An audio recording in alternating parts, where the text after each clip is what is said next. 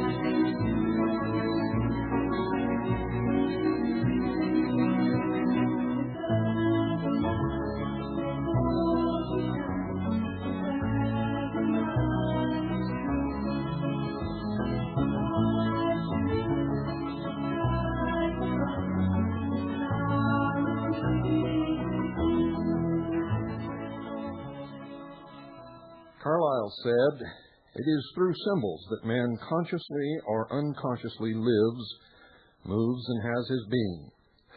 Those ages, moreover, are accounted the noblest, which can best recognize symbolic worth and prize it at its highest. There is no possibility of understanding symbology, myth, allegory, legend, and ancient dramas and writings, from whence came the Bible or sacred literature, and, of course, Freemasonry's dramatization without beginning with the very dawn of creation, and the 48 constellations whose boundaries were established and their corresponding figures drawn around them by the divine teachers of men." Origen declared that in the time of Enoch, the constellations were already named and divided. The book of Job, the most occult and most ancient of the Bible, speaks of the sweet influence of the Pleiades, the bands of Orion, Arcturus, and his sons, Behemoth, Leviathan, and the fleeting serpent of Mazzaroth with its seasons, stations, and its stopping places. This is the solar zodiac, and certainly Job did not consider that a pagan thought or as belonging to heathen religion. Astronomy, you see, was an advanced, if not a perfect, science in Job's day. Modern astronomical scientists have not added anything to the science. Rather, they have brought about confusion and frustration through attempts to measure it by modern methods or present-day standards. Although God said, "Let there be light in the firmament of the heavens to divide the day from the night, and let them be for signs and for seasons and for days and years," nevertheless, we, perhaps thinking ourselves wiser than the Creator of these signs, have rejected them as evidence of ignorance and superstition. We have too long regarded ancient symbolism and the religion founded on the drama of heaven as paganism. Esoteric science and an exposition of the greater mysteries warn us to recognize the significance of these signs, for from them we may learn that the phenomena alluded to by Matthew foretell the changes of the ages taking place approximately every 2,145 years, when our sun passes into a new constellation. As this orb is now on the upward path of the spiral, we must realize that in the new era, false teachings represented by the old serpent whose tail takes up a third of the sky will pass away. Then, in place of creed and dogma, there will be substituted a spiritual concept or practice, such as was known to ancient initiates and as exemplified in the life and teachings of the Nazarene. You'll notice that in the literature of the mysteries, they always refer to Jesus, who is known as Christ, as the Nazarene, for they believe that he is a great teacher and was not, in fact, the Son of the God of the universe, but was, in fact, a Son of God, as will all men be in their belief in the new age. Instinctively, the thinking ones turn to the language of signs and symbols as the constellations change before their wondering eyes, expecting the unsealing of the stars and of the mysticism of the Bible as foretold by Isaiah. And I quote, "And the vision of all is become unto you as the words of a book that is sealed, which men deliver to one that is learned, saying, Read this, I pray thee. And he saith, I cannot, for it is sealed." Isaiah 29, verse 11.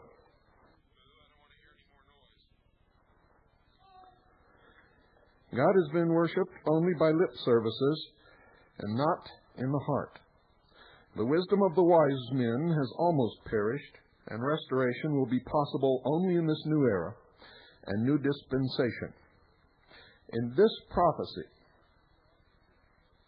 the followers or the initiates of the mysteries realize the passing of the present system of education, together with the constellation of the dragon and of the revival of the mysteries or spiritual religion, as they call it.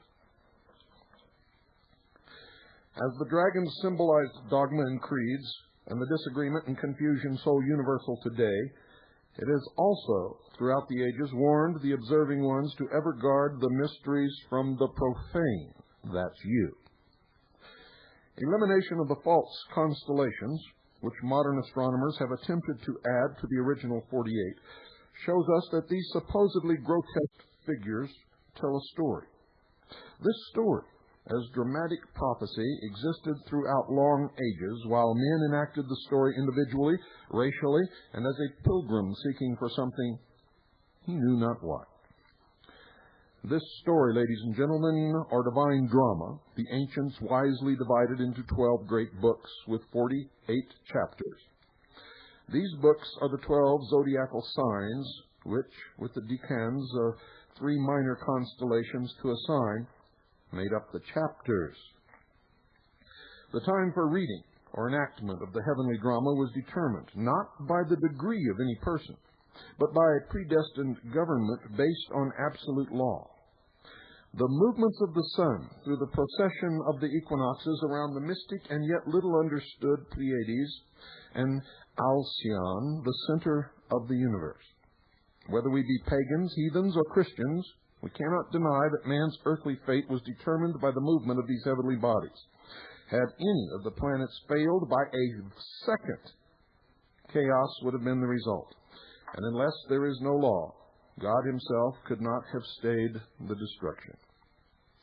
With each recurring change from one constellation to another, there appears the warning sign of the cross in the sun and moon, and with it, a leader, guide, or teacher to reconstruct, purify, and remind man of his mission on earth, of the fleeting years of man's incarnations and the earth's closing ages. You see, in each age, these avatars, or teachers, as they are called by the initiates, have met with persecution and crucifixion in one form or another, and, of course, death, under the rule of the dragon, the symbol of false teachers, selfishness, power, possession, madness, and the evil accumulations of the ages. The age-old story of the drama of the heavens is told symbolically in legend and allegory, in the sacred books of times and nations, and in a slightly changed version in the Christian Bible. The story revolves around three main characters. The first is the divine maid, or church eternal in the heavens. Two is the serpent, betrayer of good, purveyor of false teachings which deceive all nations, because men, after all, are blinded by selfishness.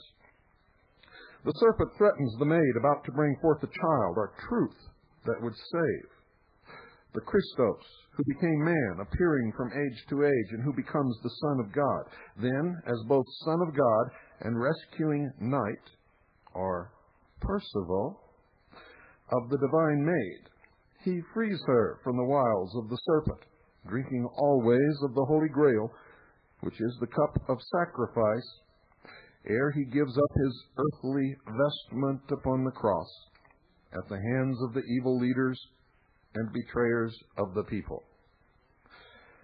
The eternal enmity between the woman, her divine son, or the white knight, and the serpent, whose head they together will eventually crush beneath their heels, is the main characteristic of the fight of the race and of each individual for immortality. By conquest of all that is evil, both within and without themselves. In this is depicted the great master of which the heavens are constantly telling us, the promised Messiah. Here we find the origin of the symbolism which is interwoven throughout the Old Testament as the history of men and individuals, and in the New Testament as the living acts of men and of prophecies and promises made. You see, folks, it is the source of all so-called pagan myths. But fortunately, is not a myth, as at least every astronomer knows, because the play is constantly before their eyes, and the curtain never rings down upon the actors. Here, in the unsealing of the mysterious movements of the stars, all religions meet, though in different tempo. Ancient Egyptian, Chaldean, Assyrian, Arabic, Hindu, Druidic, Zoroastrian, Peruvian, Aztec, Greek, Roman, and Toltec all speak the one universal language of the souls striving for everlasting life. We may read in the stars the origin of Isis and Osiris, Perseus and Andromeda, Typhon the serpent, the Virgin, Joseph and the Christos, the story of Hiram Abiff of the Masonic initiation and his three traitors, St. George and the Dragon, the rites of Mithra and the Mass of the Roman Church, as well as the first presentation of the drama of all ages, races, and civilizations, for they all stemmed from the first religion, which was the cosmology of the heavens. All this applies to the life of the individual man, as it must, if He, as an individual, is to be saved. You see, the story is a portrayal for each human being as potentially Christic, who, as a soul spark, came from God as a divine spark, that through struggles with the serpent, our earthly carnal temptations, through ages of incarnations, must be built or brought into consciousness. You see, at the heart of the mysteries is the promise of a karmic debt. If you work off this debt, you cease to go round on the wheel of life and merge with what is called nirvana or God. If you do not learn these lessons and build up more karmic debt, then you must continue to come back until the lesson is learned. Whether you believe it or not, it really makes no difference in the light that those who hold the power believe it. To tread the serpent under the heel, to recognize the divine maid and become her knight errant, or Sir Percival, to bring forth the sleeping Christos in the soul, beset by temptations and traitors, is the part that must eventually be played by every actor in the grand drama. And this is what was meant by Shakespeare. You see, each actor enters the strife when he falls, or makes the descent from on high into matter. With each incarnation he falls again, struggles for a short time, symbolically returns to his Father's house to rest, again to hear the call, drink of the waters of Lethe, or forgetfulness, and re-enters the earth plane once more for another lesson in the warfare against the serpent and its evils. At last, if finally defeated by the serpent, his soul returns to the God who gave it, and his personality dies the eternal death. For it is not written, quote, "The soul that sinneth, it shall die," end quote. But if the soul is victorious, attains immortality, consciousness of its Godhead, then, quote, "Even greater works than these shall ye do," end quote, in the divine drama of the ages and men. Now remember, ladies and gentlemen, as you listen to this, I'm recounting to you, the symbolism of the order or the religion of the heavens, of the adepts of the mystery religion of Babylon. I am not making judgment on it, and do not make the mistake of thinking that I believe any of this. It is, like all religions, a matter of individual faith. None of this can be proven any more than any other religion can be proven, and all are accepted on faith. That's what makes them religions. These people choose to accept this religion through their faith. Each actor enters the strife when he falls. Isn't this incredible? In the most ancient maps, the zodiac was presented as a serpent banding the earth by holding its tail in its mouth. The band was 16 degrees wide, and owing to the Earth's movement around the sun, appeared partly above the equator for 6 months and below it for the other half of the year. The ancient wise men had basic scientific reasons for assigning the constellations and for drawing the figures around each. In this manner, certain principles were represented and definite laws formulated, with which, or by which, the record could be read. The 12 great volumes in which the grand symbolic drama was written were comprised, as previously stated, of the 12 major constellations modified by 3 others, each making up the total of 48. And if you add 16 and 16, you get the highest degree of the Scottish Rite of Freemasonry, or 32. If you add the one that is not counted, or the equator, you get the meritorious degree of 33. This also equates to the age of Christ upon his crucifixion. These volumes set forth the whole story of man's evolution from spirit to angelhood by races, nations, and individuals as the sun marked time in an ever-ascending spiral until it reached the apex. Here, ladies and gentlemen, it remained 1,000 years and then returned with a corresponding day at the lower turn of the spiral. Virgo symbolizes the great mother principle in the bringing forth, hence stands at the opening of the 12 volumes. This is the divine maid, with angel wings carrying the sheaf of wheat in one hand and the promised seed in which is set the star Spica that announced to the seers the advent of a Savior, or the coming forth, or once again, the Christos, if you will. In her other hand, she carries the branch so often referred to under the symbol as Christ. This so-named branch is one of Virgo's decans, or 10 days of the month. Some philosophers speak of the smaller constellations as the desired one.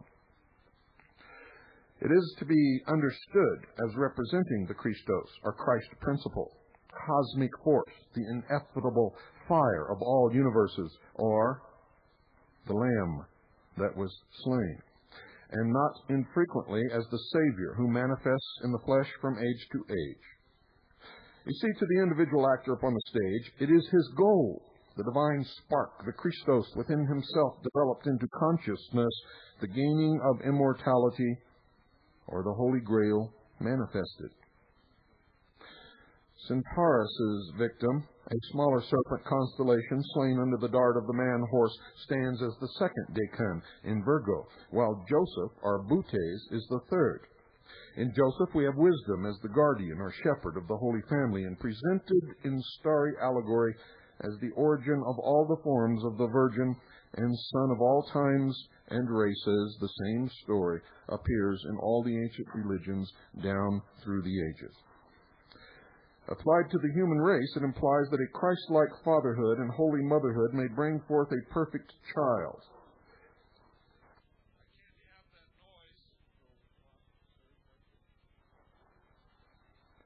To the individual, the symbolization stands for the mind as creative power, the spirit as receptive power. The two together bring about the immortalization of the soul, a divine spark allotted to each normal human being. Understanding this, we should not be surprised to learn that ancient Egypt had its Isis, Osiris, and Horus, while the Druids, Mexicans, Persians, and other peoples had one form or another of this ancient starry group, ages before the Christian era enshrined it as their Mary and her Christ child. In Virgo is found the origin of the sun and moon legends of all time. In the constellation, we see unfolding the idea of the so-called fall, for it passes below the horizon in the fall, followed by Butes or Joseph, all passing from sight as the earth swept into the age of heroes, from the age of virgin-born races to the age of men, finally to the age of brute men at the lowest point of the spiral.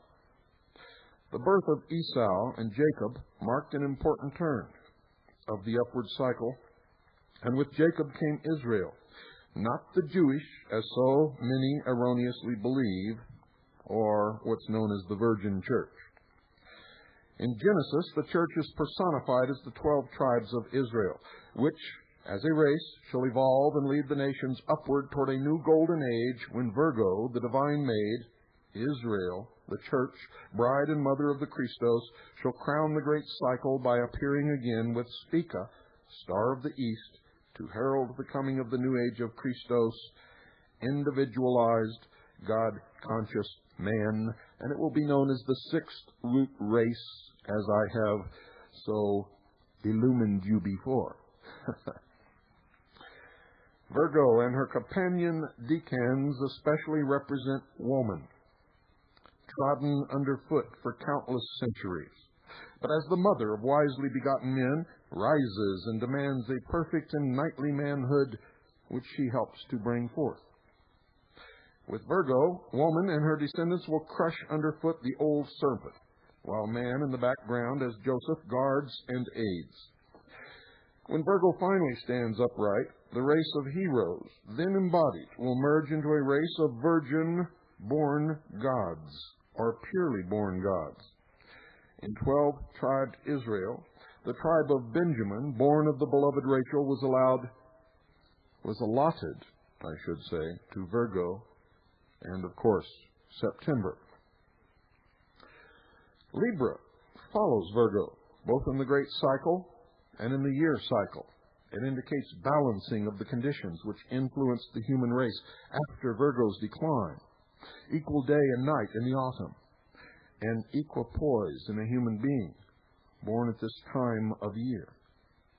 To this sign is given the decan of the Southern Cross, a constellation not seen in North America except in the southern states. It consists of 4 stars in the form of a cross. This was the constellation said to have hung above Jerusalem at the time of the crucifixion. It is the sign of conquest over the flesh and evil forces. The second decan in Libra is the Northern Cross, a symbol of victory over the physical. It is the reward of the cross of the South, or love. The crown which the knight is attempting to win is threatened by the serpent. But the third decan of Libra, the centaur, riding upon the great horse, uses his dart to kill the serpent first met in Virgo. The tribe of Reuben was allotted to Libra and October, while tradition asserts that the people of Reuben were a red-haired people. Now, drawn as a noxious insect with its tail uplifted to sting, Scorpio is supported by a serpent and 2 knights of the Grail, Ophiuchus and Hercules the strong man. The first knight was stung in the heel by the serpent, but he bravely crushes it with the other foot, while Hercules, the second knight, also wounded in the heel, holds the other foot in readiness above the serpent's head, bending his own to receive the northern crown, a club in one hand and a branch of conquest or peace in the other. No more deadly symbols are set in any one constellation than in the group of Scorpio, covering as they do the most important teachings concerning the struggle of the individual man at the north door of the temple, the physical. You see, it is symbolical that if man permits the sex principle to dominate him, the inner or spiritual light dies out. Thus man seeks the Holy Grail. And if you remember, in the annals of Arthur, there's always a maiden who precedes a procession carrying a shallow dish in which there is a head swimming in blood. A young boy follows carrying a spear or a lance from which 3 drops of blood drip. It symbolizes the ascent of the soul from the physical or the sexual, in other words, ladies and gentlemen, the amputation of the sexual parts, symbolic of the triumph of the spiritual above the physical. Now, in the constellation, torpor and death finally result, and he slips down the ladder of incarnations. The divine maid is left undefended, and defeat faces her. So the sexual principle to the adepts of the mysteries is to be overcome. The ancient church assigned Scorpio to November. Through the principle represented, all souls must enter the earth stage to run their course. And of this month, she set the climax as October 29th, Halloween, the one night the devil is supposed to be unrestrained.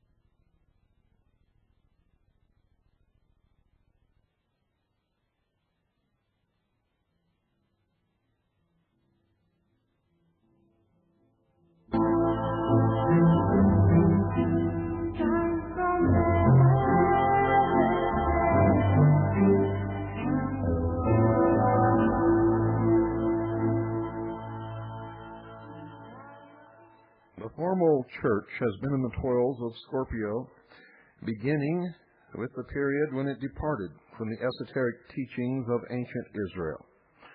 Its members and the nations who called themselves by its various names violated the most holy principles of the Holy Grail. In the great cycle, the fall follows the decline of Virgo and Libra. November brings in the meteoric fall of stars, while the sun declines in the old sun myths toward his cave of December 22nd. The sun will then return with the spring, and the ancient church, whose reminder we still celebrate on All Souls' Eve, clearly points out to us from the starry allegory the victory of Ophiuchus and Hercules over the serpent principle. The priesthoods of Simeon and Levi were originally assigned to Scorpio and November, and of them Jacob said, "Instruments of cruelty are in their habitations. I will divide them in Jacob and scatter them in Israel." Sagittarius, ladies and gentlemen, is the steed ridden by the white knight Perseus when he rescues Andromeda, the divine maid, from the chains which bind her under the threatening dragon. His decans are Draco, the great dragon of the Apocalypse, and Era, the altar, together with Lyra, the eagle with the harp of 13 strings. Andromeda is the daughter of the king and queen of Ethiopia, the celestial country, symbolizing the church in chains. Drago represents dogmas and creeds which have enchained her. Rather than sex debasement as figured by the serpent constellation of Scorpio and Virgo, Draco winds himself down from the polar star. Now, according to St. John, Draco's tail takes up a third part of the heavens. In his head is set the mysterious evil star, Algol. Or maybe Algor. No, Algor. Algol. Algor? No, Algol.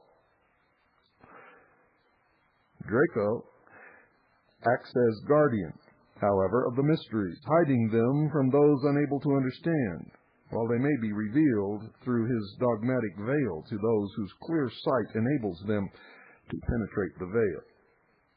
The correct name, folks, is Algol. I was just having a little humor. The head of Draco is drawn as appearing between the bears major and minor, sometimes called the sheepfold. The eagle symbolizes freedom, the 13-stringed harp, the completion of the great age, the ultimate of the eagle and 13 stars, as also the joy following the reaching of Shiloh. When the dragon is defeated, Israel comes to her own and the altar is overturned, pouring fire from heaven upon the favored country, America, and her mixed people, to which country these constellations are assigned. The esoteric schools allot Levi to Sagittarius, although the Bible erroneously groups Levi with Simeon. In this ruling of December, the sun sinks into its manger, which is the origin of the Christmas legends and symbolism. Every nation and every people have had their Christ except the Church of the Jews. St. John's Eve is celebrated by Freemasonry, as it was in the ancient Christmas festival. This was an important event to the northern nations, for they were in darkness several days at this time. At the death of Osiris, of the sun god, the priests assured the people that Isis would again bring him forth, which she did. And this, for the Egyptians, was a northern myth, are Perseus and Andromeda. The constellation of Capricornus, also assigned to America by the esoteric initiates, shows a goat sinking down as if dying, while the decans are Sagitta with the arrow, Aquila the eagle, said to be the symbol of Mexico, later to be united to America. As I told you before, the reason for NAFTA and GATT is not what it appears to be. And Delphinus, the dolphin springing from the sea. Death, you see, has now come to the eagle through the arrow of Sagitta, death being the expression for the whole group of constellations except that of Delphinus. The ancient year closed when the sun went into his cave. Hence, this symbol indicates a bringing over from the preceding group of the Christmas constellations, and the dolphin suggests the new year. Sagittarius and Capricornus stand for the ancient Atlantis, destroyed, but forecasting its rising again in America and Mexico, while, oddly enough, the tribe of Joseph is allotted to the constellation of Capricornus. Now, according to biblical lore, Joseph's inheritance was given by Jacob to his two sons, Manasseh and Ephraim, who stand respectively for America and the Shiloh, or the rest that shall close the great cycle after the consummation.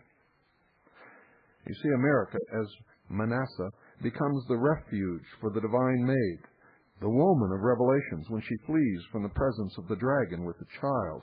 Truth to the wilderness. Verily, Joseph is a fruitful bough, whose branches run over the wall. From thence is the shepherd, the stone of Israel. This is the white stone with the all-seeing eye, the capstone, the shepherd of divine Israel, the ancient church esoterically active in Egypt, where Joseph took the Nazarene to prepare him for his mission, which was to be among all the peoples of earth, refused by the Jews because they would not accept the Christos.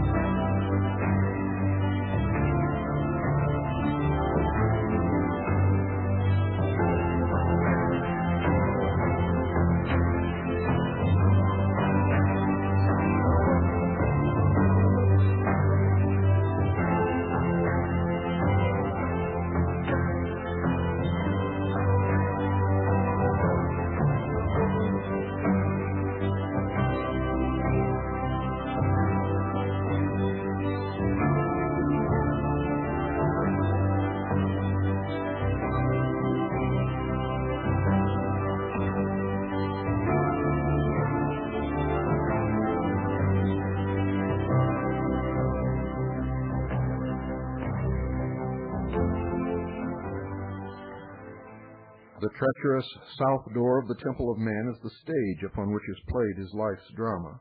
The ancients symbolized this activity by water, because it is never at rest.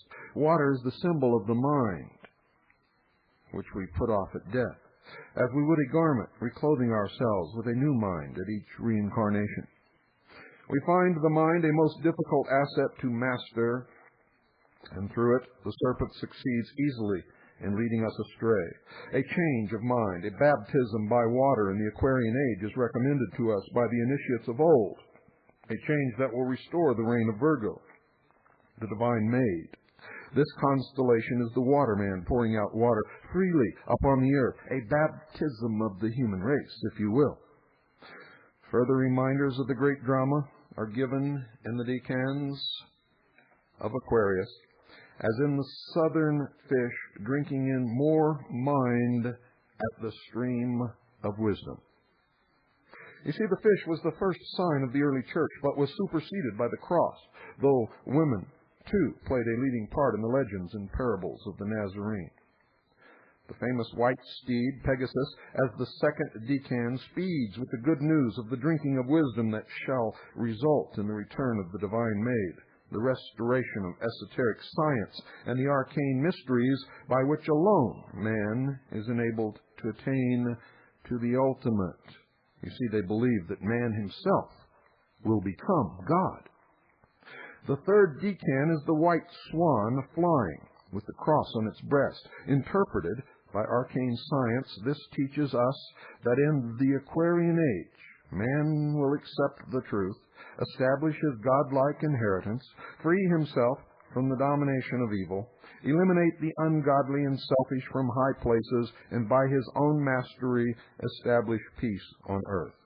A peace which, according to Isaiah, especially applies to America and the acceptance of Christos, symbolized by the eagle who is always on high. The bird that can fly the closest to the sun. Through the cross, symbolizing sacrifice of all that is undesirable, unworthy, and temporal, man will liberate himself and his own soul at the same time that he frees the divine maid of her shackles, as shadowed forth by the white swan and the winged steed Pegasus, speeding with the news to the rest of the world, not by the sword, but by the assurance that he is fully prepared to battle with and overcome all evil. And now, maybe, if you look at the cover of my book, Behold a Pale Horse, once more, you might see that symbolism there in front of your face. For as they speak to the world in symbols, when I wrote my book, I spoke back to them in their own symbols, letting them know that we're not as stupid as they think we are, nor are they as benevolent as they would profess to be. The month of February and the tribe of Dan are allotted to Aquarius, and the ancient legend gave the coat of arms of the Danius of Greece as a white horse treading a serpent underfoot. The Knights of St. George especially followed this symbolism as a personal application, and of the tribe of Dan, Jacob said, quote, Dan shall be a serpent by the way, an adder in the path, that biteth the horse's heel, so that his rider shall fall backwards. And you'll notice the rider upon the pale horse is a frail man, hiding behind the mask of death, up on the cover of my book. Pisces shows two fishes swimming north and south, binding head and feet of the zodiac and man, as well as representing the equal day and night of the spring equinox.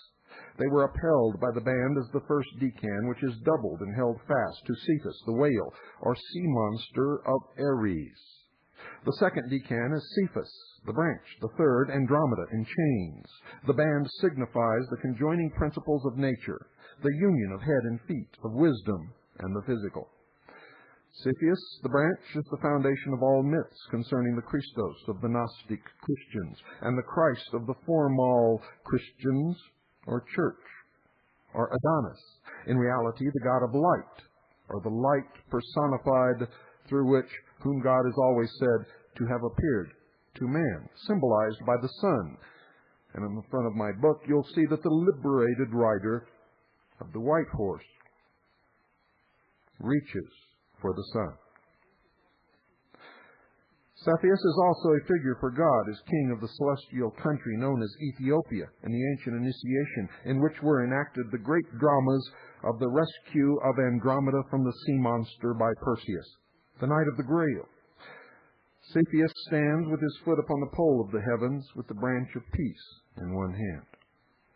The divine maid must suffer the advances of Cetus until freed by the good knight Perseus, when she will be betrothed to him in the presence of her father, Cophius, and her mother, Cassiopeia.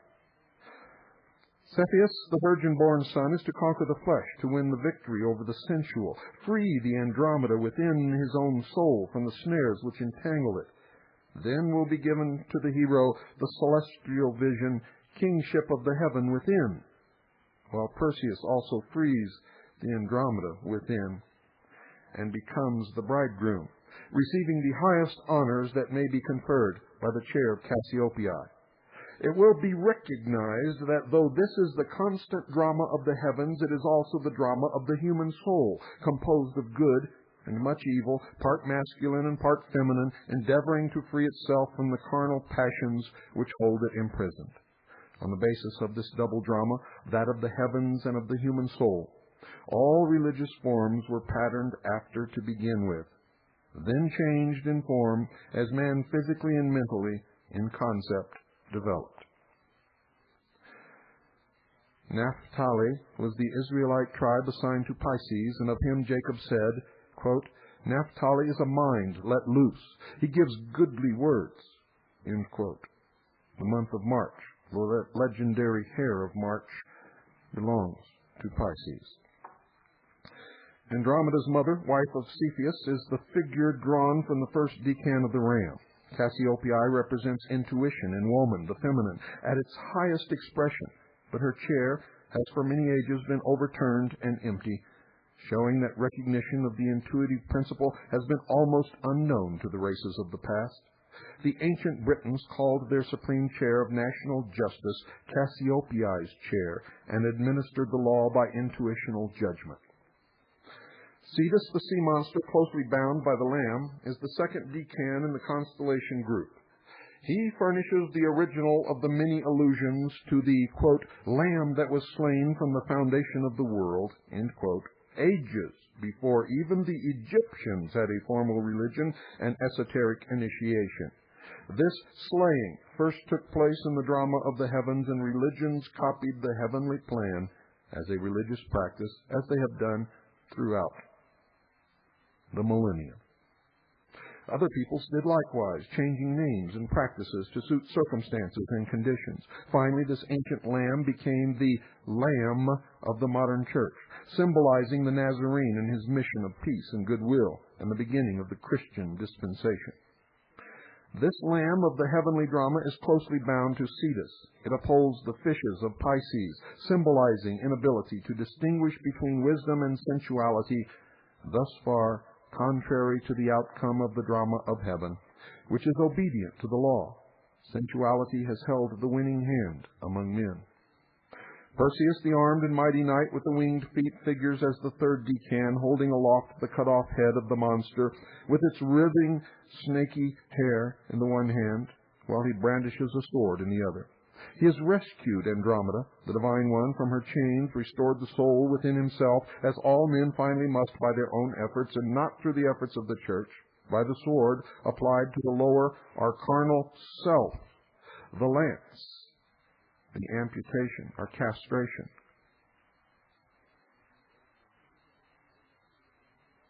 You see, the head in the Holy Grail, swimming in a pool of blood, is the phallus.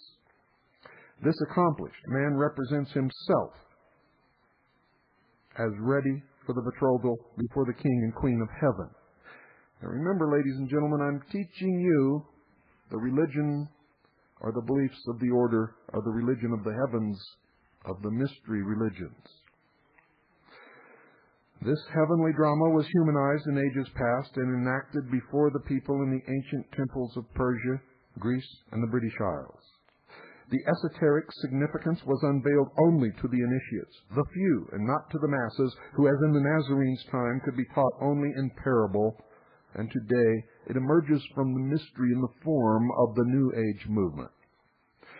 Aries was given to Gad as a coat of arms by Jacob, and of him he said, quote, a troop shall overcome him, and he shall prevail at the last. April is the month of Aries. Taurus. This constellation is important, for it contains the mystic Pleiades. Dante alludes to it as the white rose.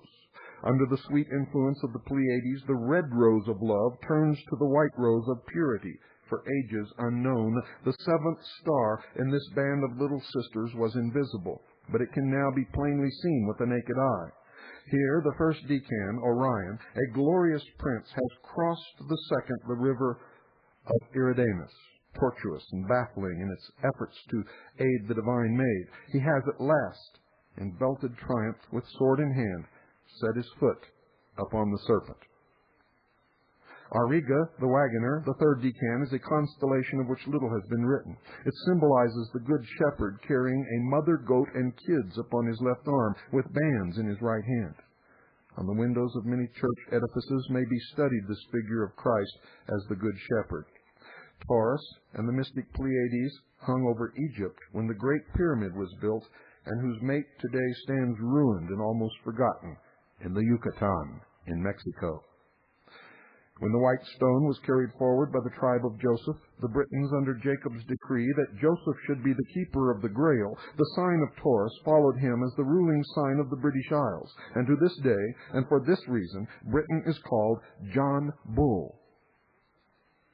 The arcanum of the mysteries sealed in the symbolism of this constellation are only revealed to those who, like Orion, cross over the tortuous river and put the serpent under their heel. The tribe given to Taurus is Asher, out of whom has come many an Anglo-Saxon colony. Jacob said, quote, "Out of Asher his beard shall be fat, and he shall yield royal dainties," end quote. The people of Britain have been grossly betrayed by those who follow the serpent instead of the Grail of the Lamb, and are in great danger of losing their entire heritage. The month of May is assigned to Taurus. East of Taurus, on the other side of the Milky Way, sit Castor and Pollux, where the year, rising in the full tide of spring, pauses at June 22nd for Midsummer Eve. This night was an important part of the ancient church ceremonies, and in primitive Freemasonry was celebrated as the Feast of St. John, the opposite of that of the St. John celebrated at Christmas. The point within a circle, with a vertical line on each side, marking the shortest and the longest, continues to indicate the ancient scientific system of the cosmology and the movement of the sun through the heavens. Another serpent is set in Gemini, that we may never forget his royal presence within ourselves. Orion, you see, is bravely treading him underfoot, while Canis Major, the great dog, or Prince Coming, and Canis Minor, the second dog, following Sir Sirius, complete the decans of Gemini. The tribe of Issachar is given to Gemini and June, loveliest of all months, and his father said, "Issachar is a strong ass crouching down between two burdens, and he saw the rest was good, and the land that it was pleasant, and bowed his shoulders to bear, and became a servant unto tribute." The decans of the crab constellation, ladies and gentlemen, are more in evidence in literature and in symbology than Cancer. The two bears, known familiarly as Great and Little Dippers, are the first and second decans and occupy a position in the northern heavens which precludes their setting. You see, they swing from age to age around the pole star, which is part of the lesser group. They have been called the sheepfolds in connection with Arcturus, the shepherd who watches over you, the sheeple. The Druids, well versed in astronomical science, called the Great Bear Charlie's Wain, or Charles Wain, because it was ever in apparition, like the Christic teachings, though veiled and smothered under by false teachings, creeds, and dogmas. The esoteric, or arcanum, was known only to a few of the greatest initiates, just as the messianic inculcations were known only to the Nazarene's followers. Sheepfold, as a word applied to the Dippers, implies the shelter of the people who blindly enact the great drama through the ages, while the dragon's head thrusts itself between as guardian of the mysteries, keeping the knowledge safe from the profane. The Dippers are peculiarly allotted to the Christos of the Nazarene and his church throughout all church symbology. The third decan in Cancer is Argo, the ark. Here is the original of Noah's Ark, which bore over from the elder golden age the arcane teachings, while Noah is the biblical name of Melchizedek, the true high priest of Genesis, who brought his children, the true teachings of the law, into the new or next dispensation following him. The Argonauts, in search of the Golden Fleece, were an early band of knights seeking the Holy Grail, and you will find reference to them in my book as the Jason Society. And ancient arcane knowledge of the helio-archetype teachings, which had been handed down by those of the older age. Applied to the individual, the ark signifies the boat which brought him safely into the earth life through the perilous waters of birth. Zebulon was given this month of July in the crab constellation, and Jacob designed his abode to be by the sea, saying, "Zebulon shall dwell at the heaven of the sea, and he shall be for an haven of ships." Leo, the heart of the constellation, is the 12th and last of the heavenly configurations. Leo is symbolic of the strong, lion-hearted race of heroes who followed the age of the gods when the transition was made in religious forms and practices from that of the gods of the heavenly drama to that of the heroes among men. You see, What you're getting tonight is the original mystery religion before it was infiltrated by those who obey the teachings of the serpent, until it was perverted and twisted and used to control and manipulate and enslave. Another serpent, Hydra, is the first decan which both Leo and the crab tread underfoot, and to which Job alluded as the fleeting serpent. The cup, or grail, origin of the Holy Grail, which all who seek for the Christos must find in order to be saved or regenerated, is the second decan in Leo.